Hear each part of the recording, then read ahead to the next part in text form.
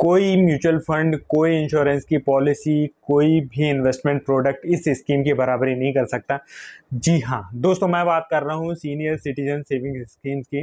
यदि आप after retirement कोई इन्वेस्टमेंट ऑप्शन ढूंढ रहे हैं, या फिर अपने इन्वेस्टमेंट से रेगुलर इनकम चाहते हैं, या फिर अपने पेरेंट्स के लिए कोई इन्वेस्टमेंट ढूंढ रहे हैं, तो दोस्तों इस स्कीम से बढ़कर कोई स्कीम हो ही नहीं सकती है। नमस्कार दोस्तों, मैं हूं आशुतोष, आपका पर्सनल फाइनेंस कोच। आज के इस वीडियो में हम सीनियर सिटीजन सेविंग स्कीम के बारे में बात करेंगे, जानेंगे क्या क्या इसके फीचर्स हैं और क्यों ये स्कीम इतनी यूनिक है। चलिए वीडियो को शुरू करते हैं। दोस्तों, सीनियर सिटीजन सेविंग स्कीम एक गवर्नमेंट स्कीम है जो कि एक रेगुलर इनकम जनरेट करने के लिए गवर्नमेंट बैक्ड स्कीम है। यदि हम आफ्टर रिटायरमेंट एक रेगुलर इनकम चाहते हैं तो इस स्कीम में इन्वेस्टमेंट कर सकते हैं, जिसमें हमें एक वन टाइम इन्वेस्टमेंट करना होता है और उसमें फिर हमें क्वार्टरली इनकम रिसीव होती है। इस स्कीम की सबसे अच्छी बात यह है कि दोस्तों इस स्कीम में हमें अभी 8.2% का रिटर्न मिलता है, जो कि किसी भी फिक्स्ड इनकम की कैटेगरी में कहीं पर भी नहीं मिलता है। 8.2 का रिटर्न हमें इस स्कीम में मिलता है।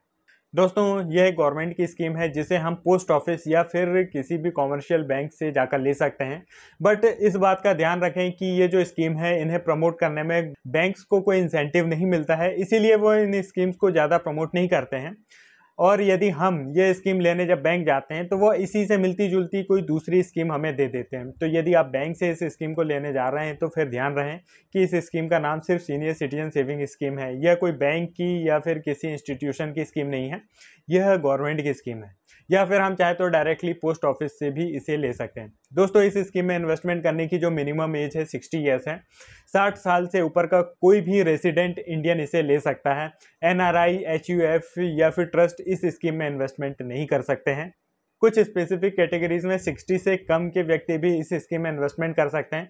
यदि आप सिविलियन हैं और आपने अर्ली रिटायरमेंट ले लिया है या फिर वीआरएस ले लिया है तो फिर आप 55 के बाद भी इस स्कीम में इन्वेस्टमेंट कर सकते हैं। यदि आपका जो भी रिटायरमेंट का फंड रिसीव हुआ है, उसे रिसीव होने के 1 महीने के अंदर आप इस स्कीम में इन्वेस्टमेंट करते हैं। या फिर यदि आप डिफेंस से रिटायर हुए हैं तो भी आप इस स्कीम में इन्वेस्टमेंट कर सकते हैं आफ्टर 50 की एज।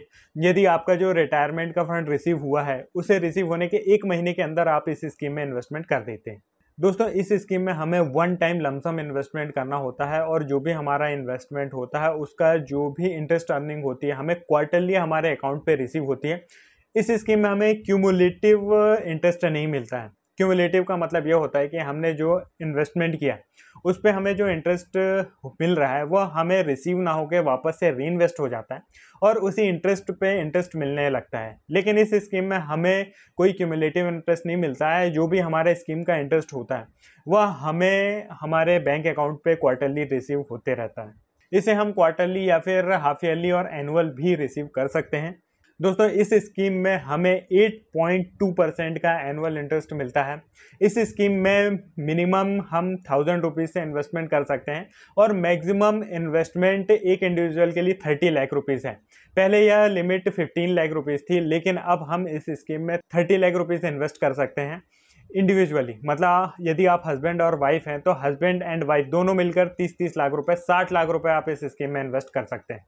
इस स्कीम में हमें जो हमारा इन्वेस्टमेंट है उसके ऊपर हमें इंटरेस्ट रिसीव होता है और जब इस स्कीम का टेन्योर खत्म हो जाता है तो हमारा जो इन्वेस्टमेंट है वो ऑटोमेटिक हमारे अकाउंट पे हमें वापस हो जाता है। दोस्तों, इस स्कीम का जो टेन्योर है 5 ईयर्स है, जिसे हम एक बार 3 सालों के लिए बढ़ा सकते हैं। हम सिर्फ एक ही बार अपना जो इन्वेस्टमेंट है उसे 3 सालों के लिए बढ़ा सकते हैं। बट इसका मतलब यह नहीं है कि हम इस स्कीम में दोबारा इन्वेस्टमेंट नहीं कर सकते हैं। एक बार जब हमने इन्वेस्टमेंट किया है तो 5 सालों के लिए स्कीम होती है। हम 3 सालों के लिए इसे एक बार बढ़ा सकते हैं और फिर यदि हमें इस स्कीम में इन्वेस्टमेंट करना है तो हम फिर से इस स्कीम में इन्वेस्टमेंट कर सकते हैं। सेम स्कीम को आगे नहीं बढ़ा सकते। इस स्कीम में हमें फिक्स्ड इंटरेस्ट मिलता है 8.2% का, लेकिन इसका जो इंटरेस्ट है गवर्नमेंट हर क्वार्टर में रिव्यू करती है और टाइम टू टाइम इस स्कीम का जो रिटर्न है कम और ज़्यादा होते रहता है। हम इस स्कीम में जब इन्वेस्टमेंट करते हैं तो हमारा जो भी इंटरेस्ट रेट होता है वह लॉक हो जाता है और फिर चाहे गवर्नमेंट इंटरेस्ट को कम करे या ज़्यादा करे, उसका इफेक्ट हमारे इन्वेस्टमेंट पे नहीं पड़ता है। इस स्कीम में टॉपअप अलाउड नहीं है। हमने एक बार जो इन्वेस्टमेंट कर दिया वही हमारा इन्वेस्टमेंट रहता है। हम उसी सेम इन्वेस्टमेंट को टॉपअप नहीं कर सकते। हाँ, हमें मल्टीपल अकाउंट्स अलाउड होते हैं। हम अलग अलग बहुत सारे अकाउंट ओपन कर सकते हैं अलग अलग समय पे।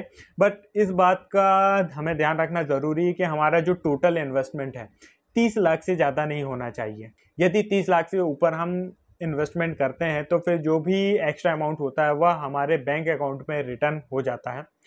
यह हम इंडिविजुअल और जॉइंट होल्डिंग में भी ले सकते हैं, लेकिन जॉइंट होल्डिंग सिर्फ और सिर्फ हस्बैंड एंड वाइफ के लिए अवेलेबल है। किसी और रिलेशनशिप के साथ हम यह अकाउंट जॉइंट होल्डिंग में नहीं ले सकते। दोस्तों, इस स्कीम में हमें 5 सालों का लॉक इन होता है। 5 साल से पहले हम इस स्कीम में इन्वेस्टेड अमाउंट को विड्रॉ नहीं कर सकते हैं। लेकिन यदि हम 5 साल से पहले इस स्कीम से विड्रॉ करना चाहते हैं तो 1 साल तक तो हम विड्रॉ नहीं कर सकते हैं। 1 साल के बाद और 2 साल से पहले यदि हम विड्रॉल करना चाहते हैं तो हमने जो भी अमाउंट इन्वेस्ट किया है उसमें 1.5% का इंटरेस्ट पे करके विड्रॉल कर सकते हैं। और यदि 2 साल के बाद और 5 साल के पहले यदि विड्रॉ करना चाहते हैं तो फिर हम 1% का पेनल्टी देकर अपना जो भी अमाउंट है उसे विड्रॉ कर सकते हैं। और यदि हमने अपना जो अकाउंट है उसे एक्सटेंड कराया है 5 साल के बाद 3 सालों के लिए, तो 1 साल के बाद विदाउट एनी पेनल्टी हम अपना जो भी पैसा है विड्रॉ कर सकते हैं। दोस्तों, यदि आफ्टर रिटायरमेंट आप किसी इन्वेस्टमेंट प्रोडक्ट की तलाश में है तो यह आपके लिए एक आइडियल स्कीम हो सकती है। और अभी इस स्कीम में जो रिटर्न मिल रहे हैं वह बहुत सारे म्यूचुअल फंड्स भी बीट नहीं कर पाते हैं डेब्ट कैटेगरी के। और यह एक गवर्नमेंट की स्कीम है, इसमें कोई भी रिस्क नहीं है, कोई भी वॉलेटिलिटी नहीं है। आपका जो भी पैसा है 100% सेफ है। आप इस स्कीम में आंख बंद करके इन्वेस्टमेंट कर सकते हैं। तो यदि आफ्टर रिटायरमेंट आपको कोई लमसम अमाउंट रिसीव हुआ है और आप उससे as a pension income receive करना चाहते हैं तो इस स्कीम में डेफिनेटली इन्वेस्टमेंट कर सकते हैं। इस स्कीम के साथ ही साथ आप म्यूचुअल फंड के SWP ऑप्शंस को भी सेलेक्ट कर सकते हैं, जिसमें आपका जो पैसा है किसी बैलेंस एडवांटेज फंड या फिर लो रिस्क कैटेगरी के म्यूचुअल फंड में इन्वेस्टमेंट कर दिया जाता है और उससे सिस्टमेटिक विड्रॉल प्लान के थ्रू आपको जो है इनकम रिसीव होते रहती है। दोस्तों, आफ्टर रिटायरमेंट हमें हमारे इन्वेस्टमेंट से ज़्यादा ग्रोथ की एक्सपेक्टेशंस तो नहीं होती है, बल्कि हमारे लिए अमाउंट की सेफ्टी ज़्यादा ज़रूरी होती है। इसीलिए इस स्कीम में तो हमें इन्वेस्टमेंट करना ही चाहिए। बट यदि हम अपने लॉन्ग टर्म रिटायरमेंट की प्लानिंग कर रहे हैं तो फिर हमारा जो इन्वेस्टमेंट है थोड़ा बहुत हम म्यूचुअल फंड्स में भी इन्वेस्टमेंट कर सकते हैं, ताकि उसका कुछ 10-15%, 20% पार्ट जो है हमें थोड़ी ग्रोथ देते चले, ताकि हमारा जो कॉर्पस है और लॉन्ग लास्टिंग हो। दोस्तों, म्यूचुअल फंड इन्वेस्टमेंट या फिर इस स्कीम से रिलेटेड आपका कोई भी डाउट हो तो आप नीचे कमेंट करके पूछ सकते हैं।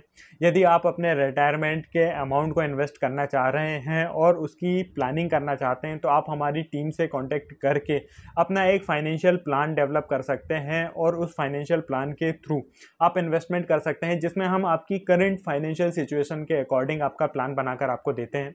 दोस्तों, वीडियो अच्छा लगा हो तो इसे लाइक ज़रूर करें, चैनल को सब्सक्राइब करें। आज के लिए बस इतना ही, मिलते हैं नेक्स्ट वीडियो में। धन्यवाद।